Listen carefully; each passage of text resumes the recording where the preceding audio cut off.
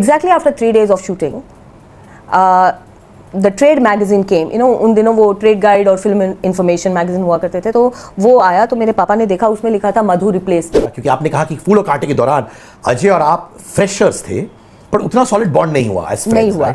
Interview जब लोग करने आते थे, मुझे याद है फिल्म फेयर की कोई एक एडिटर या जर्नलिस्ट था उस वक्त, उसने कहा अगर मैं प्राइम मिनिस्टर के साथ इंटरव्यू करना चाहूँ तो मिल जाए, तुम नहीं मिलती। Roja didn't mean anything to me when I worked in it.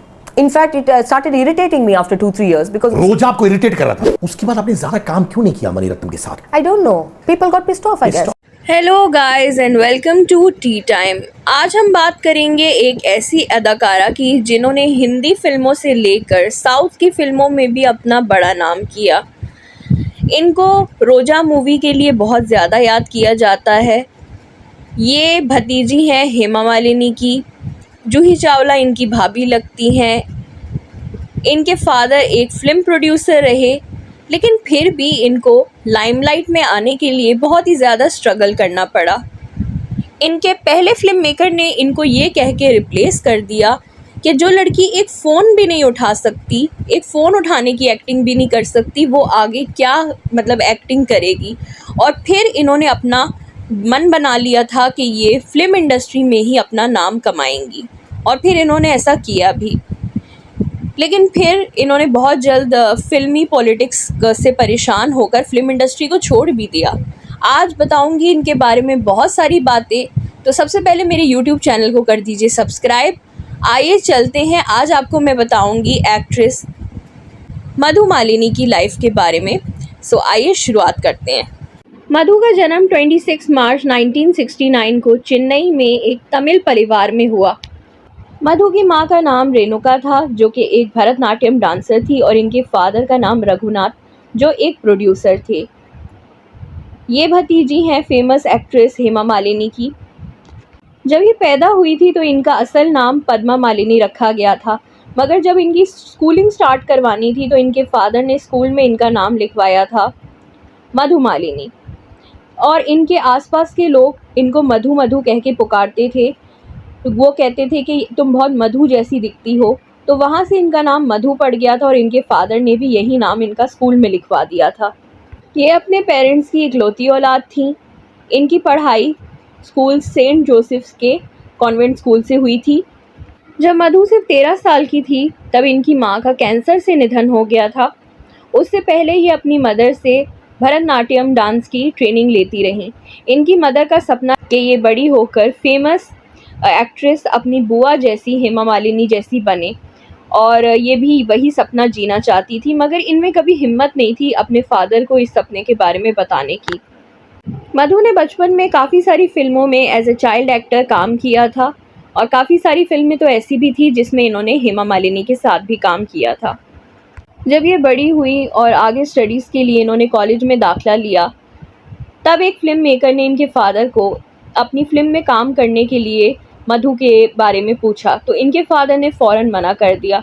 मगर फिर इन्होंने अपने फादर से फ़र्स्ट टाइम अपनी ये विश ज़ाहिर की कि ये फ़िल्मों में आना चाहती हैं। इसके बाद इन्होंने एक्टिंग का जो है वो कोर्स किया, और सबसे अच्छी स्टूडेंट थी ये एक्टिंग क्लास में।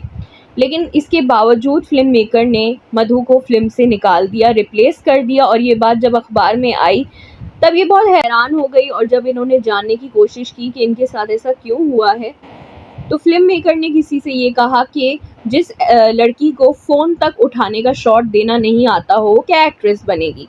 और इसके बाद तो मधु ने इतना ज़्यादा इस बात को दिल पे ले लिया कि उन्होंने ठान ली थी कि अब तो मैं एक्ट्रेस बन के दिखाऊंगी। इनके फादर ने भी इनको ये कह दिया था कि या तो तुम स्टडीज़ कंटिन्यू करो अपनी, या तो तुम जो है वो फ़िल्म मेकिंग की तरफ जाओ, या तो फिर मैं तुम्हारी शादी करा दूंगा, मगर तुम खाली नहीं बैठोगी। मैं चाहता हूँ कि तुम कुछ ना कुछ लाइफ में ज़रूर करो। और मधु भी यही चाहती थी। इसके बाद हताश और निराश होकर एक दिन ये अपने घर में कैरम खेल रही थी, और अचानक से फ़ोन की रिंग बजी। इन्होंने फ़ोन सुना तो आगे से कुकू कोहली का फ़ोन था, जो इनको अपनी फ़िल्म में लेना चाह रहे थे। वो अजय देवगन को, जो कि वीरू देवगन के बेटे थे, उनको लॉन्च कर रहे थे, और साथ में मधु को लेना चाहते थे। मधु ने जो है वो फ़ोन अपने पापा को पकड़ाया और फिर इनके जो है इनका विदाउट ऑडिशन इनको इस फ़िल्म में ले लिया गया। और सब जानते हैं ये फ़िल्म थी फूल और कांटे, जिससे अजय देवगन और मधु ने डेब्यू किया था फ़िल्म इंडस्ट्री में, और ये फ़िल्म एक सुपर डुपर हिट थी। इस फ़िल्म के गाने बहुत ही ज़्यादा मेलोडियस थे। धीरे धीरे प्यार को बढ़ाना है, हद से गुज़र जाना है, ये गाना तो कल्ट क्लासिक बन गया। ये फ़िल्म भी बहुत ज़्यादा हिट हो गई और इसके बाद अजय देवगन और मधु स्टार बन गए। करियर की शुरुआत इन्होंने सबसे पहले हिंदी फ़िल्म से नहीं, साउथ की फ़िल्म से पोटियाल पतलम से की थी, जिसके बाद इनका डेब्यू हुआ था हिंदी फ़िल्मों में। ये साउथ की मूवीज़ में बहुत अच्छा इन्होंने काम किया। इन्होंने रोजा जैसी फ़िल्म में भी काम किया, जिसके गाने इतने ज़्यादा हिट हुए, ये हसीं वादियाँ, ये खुला आसमां, आ गए हम कहाँ, ए मेरे साजना। इसके अलावा इसका गाना दिल है छोटा सा छोटी सी आशा। ये रोल इनका इतना ज़्यादा फेमस हुआ, इनकी नेचुरल एक्टिंग इतनी ज़्यादा पसंद की गई कि उसके बाद ये साउथ में भी स्टार बन गई थी। वहाँ पे इनका नाम जो है वो मधुबाला करके इन्होंने रखवाया था फ़िल्मों के लिए, स्क्रीन नेम जो था इनका। इन्होंने खुद पे काफ़ी ज़्यादा वर्क किया था। रोशन तनेजा के एक्टिंग स्कूल में इन्होंने एक्टिंग तो सीखी ही थी, साथ-साथ अपना रंग इन्होंने साफ़ किया, इन्होंने अपने डिक्शन क्लासेस ली, इन्होंने बहुत ज़्यादा अपने ऊपर वर्क किया और वो सारा कुछ इनके एक्टिंग में नज़र आता था। ये काफ़ी नेचुरल एक्ट्रेस थी और काफ़ी गिफ्टेड लगती थी जब ये पर्दे पर आती थी। इनकी रोजा फ़िल्म को हर लैंग्वेज में डब किया गया और हिंदी में तो इनको नए गानों के साथ दोबारा से जो है वो लॉन्च किया गया। इसके अलावा इनके 3 नेशनल पुरस्कार इन्होंने अपने नाम करवाए थे रोज़ा के लिए, और इसके अलावा इस फ़िल्म को जो है इंटरनेशनल लेवल पे भी बहुत फेम मिला। हिंदी ऑडियंस ने भी इस फ़िल्म को बहुत ज़्यादा पसंद किया और ये आज तक रोज़ा फ़िल्म के लिए जानी जाती हैं। रोज़ा फ़िल्म में इनके साथ अरविंद गोस्वामी थे और म्यूज़िक था ए.आर. रहमान का, और ये फ़िल्म थी मनी रत्नम की। अब हम इनकी सिर्फ हिंदी फ़िल्मों पे फोकस करेंगे। 1993 में इनकी फ़िल्म पहचान रिलीज़ हुई, जिसमें इनके साथ सुनील शेट्टी और सैफ अली खान थे, और इस फ़िल्म में पिक्चराइज इन पे कुछ गाने सुपर हिट थे। 1994 में इनकी 6 हिंदी फ़िल्में रिलीज़ हुई, जिसमें से एक फ़िल्म थी ऐलान, जिनमें इनके अपोजिट अक्षय कुमार थे। फ़िल्म इनकी हिट रही और इसके भी कुछ गाने जो थे इनके हिट रहे। इस साल इनकी एक फ़िल्म प्रेम युग भी आई, जिसमें इनके अपोजिट ऋषि कपूर थे, मगर ये फ़िल्म हिट नहीं रही। और तीसरी फ़िल्म थी जालिम, जिसमें इनके अपोजिट फिर से अक्षय कुमार थे, लेकिन ये फ़िल्म भी एवरेज साबित हुई। इनकी चौथी फ़िल्म अपोजिट गोविंदा थी, जिसका नाम था ब्रह्मा, लेकिन ये भी कुछ खास कमाल नहीं दिखा पाई। पांचवी फ़िल्म थी इनकी मिथुन चक्रवर्ती के साथ जनता की अदालत। ये एक मल्टी स्टारर मूवी थी और इसमें मधु का रोल कुछ खास नहीं था। इनकी छठी फ़िल्म रही हम हैं बेमिसाल, जिसमें इनके अपोजिट सुनील शेट्टी थे। साल 1995 में भी मधु की कुल 5 फ़िल्में आईं। साल 1996 में इनकी 2 हिंदी फ़िल्में आईं, return of the jewel thief and दिल जले। दिल जले में इन्होंने दोबारा से अपने फर्स्ट को स्टार अजय देवगन के साथ काम किया था। ये एक साइड रोल में थी और इस फ़िल्म के लीड एक्टर्स थे अजय देवगन और सोनाली बेंद्रे। 1997 में फिर इन्होंने फ़िल्म की उड़ान सैफ अली खान के साथ, मेरे सपनों की रानी अपोजिट संजय कपूर, नाना पाटेकर के साथ फ़िल्म यशवंत और मिथुन चक्रवर्ती के साथ फ़िल्म शेरे हिंदुस्तान।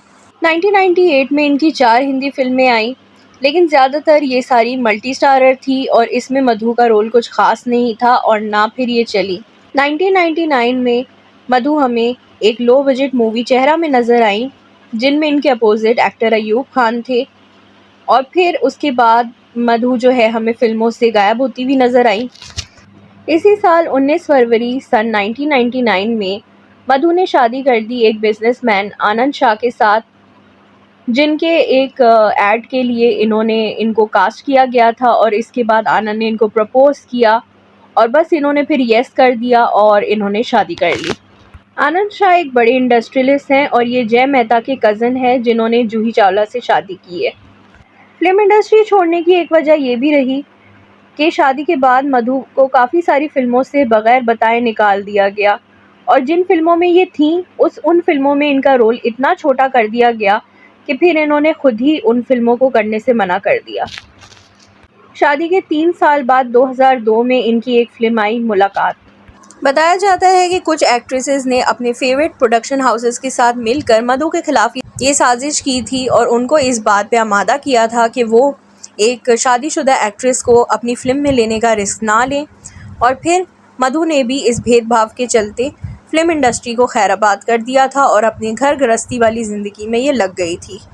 कुछ एक्ट्रेसेस ने इनकी वो फिल्में हड़प लीं।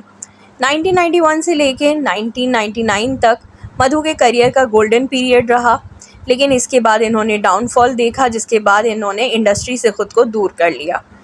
कुछ इंटरव्यूज़ में पहले ये भी कहती थी कि हेमा मालिनी की जो है वो भतीजी होने के बावजूद भी उसका इनको कुछ फ़ायदा ना हुआ और हेमा मालिनी ने इनको कभी भी कुछ काम दिलाने की कोशिश नहीं की। अब हम इनके रिलेशनशिप की बात करें तो अब इनके जो मनमुटाव हैं वो हेमा मालिनी के साथ दूर हो गए हैं वो अक्सर हमें इनके साथ पिक्चर्स में नज़र आ जाती हैं। इनकी 2 बेटियां हैं। इनकी बेटियों के नाम हैं अमाया और किया। बीच में इनके हस्बैंड को काफ़ी ज़्यादा फाइनेंशियल डिफ़िकल्टीज़ का सामना करना पड़ा था बिज़नेस में, जिसके बाद इन्होंने अपने घर और अपने गाड़ियों को बेचकर काफ़ी सारा कर्ज़ा चुकाया था और तभी इन्होंने फ़िल्मों में आने की दोबारा से वापसी करने की कोशिश भी की थी। 2008 में इन्होंने एक लो बजट मूवी कभी सोचा भी ना था में काम किया। इसके अलावा कुछ ये हिंदी सीरियल्स भी करने लगी। 2011 में ये लव यू मिस्टर कलाकार और टेल मी ओ खुदा में भी हमें नज़र आ चुकी हैं। साउथ इंडियन मूवीज़ में मधु काम करती रहीं और अपने करियर को इन्होंने एक्टिव रखा। हिंदी फिल्मों में बेशक इनकी कदर ना की गई हो हिंदी फिल्म वालों ने, लेकिन साउथ में इनकी कदर हमेशा से की गई है। करीब 10 साल बाद 2021 में ये हमें कंगना रनौत की फ़िल्म थलाईवी में नज़र आई हैं, लेकिन ये फ़िल्म बुरी तरह से पिट गई। 2021 में ये ZEE5 की फ़िल्म नेल पॉलिश में भी हमें नज़र आ चुकी हैं। 2023 में इन्होंने ZEE5 की शो फायरफ्लाइज जुगनू में काम किया। मधु ढेर सारी south Indian, Karnataka, Malayalam movies में काम करती हैं और ये अपने हस्बैंड के साथ और अपनी बेटियों के साथ मुंबई में रहती हैं और अब इनके हस्बैंड का बिज़नेस भी अच्छा चल रहा है। मधु खुद को डेस्टिनीज चाइल्ड मानती हैं और इनका स्पिरिट आज भी इंटैक्ट है। आज भी ये बहुत अच्छी अच्छी परफॉर्मेंसेस करना चाहती हैं और आज भी इनको देखकर इनके जो फैंस हैं उनकी यादें ताज़ा हो जाती हैं। आप लोग मुझे बताइए, क्या आप इस एक्ट्रेस को इनको पर्दे पे आपने कब देखा है और आप इनको कितना पसंद करते हैं, ज़रूर बताइएगा मुझे कमेंट सेक्शन में। और किस एक्ट्रेस की बायोग्राफी देखना चाहेंगे ज़रूर लिखिएगा कमेंट्स में। मेरे चैनल को कर दीजिए सब्सक्राइब, क्योंकि मैं लाती रहती हूँ ऐसी इंटरेस्टिंग वीडियोस आप लोगों के लिए। सो फिर मिलेंगे एक न्यू वीडियो में। Till then take care, bye bye.